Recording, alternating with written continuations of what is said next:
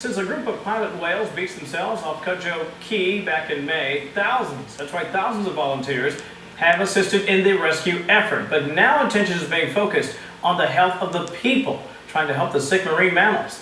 NBC Miami's health reporter Diana Gonzalez tonight tells us why the Department of Health is involved. Helping beached pilot whales, a noble cause that is not risk-free for the volunteers who come to the Marine Mammal Conservancy in Key Largo. If you do become sick, you should see a physician, absolutely. Tell them that you've been working with wild marine mammals. And the whale is exhaling, and it's blowing mucus out and phlegm out of its blowhole on the volunteers.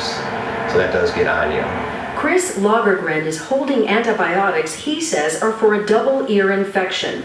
Chris, an animal activist, believes the bacteria came from the whales when he volunteered in May. And I was never warned or given any protective masks or gloves. Masks, gloves, and antibacterial gel were available to volunteers today if they want to use them. Nothing new, says the Director of Stranding Operations. No, the personal protective equipment's been offered all along. He gave me this list for volunteers, spelling out the risk of disease transmission. What's new is this section on MRSA.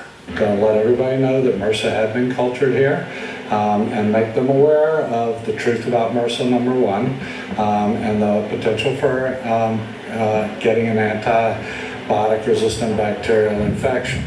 The MRSA was in one of the whales that was euthanized.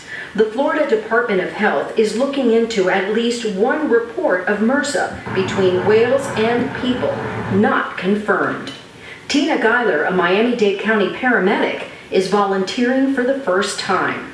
Will you be wearing a mask here? I don't see the other volunteers doing it. No, probably not. Here, I don't feel like it's necessary. Human contact is different. I mean, it's the same with animals, but I don't feel that I'm as threatened as I would be on a daily basis with my regular job.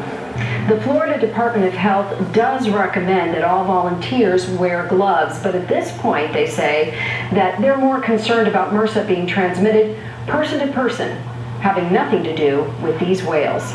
Diana Gonzalez, NBC, Key Largo. All right, Diana, thank you very much.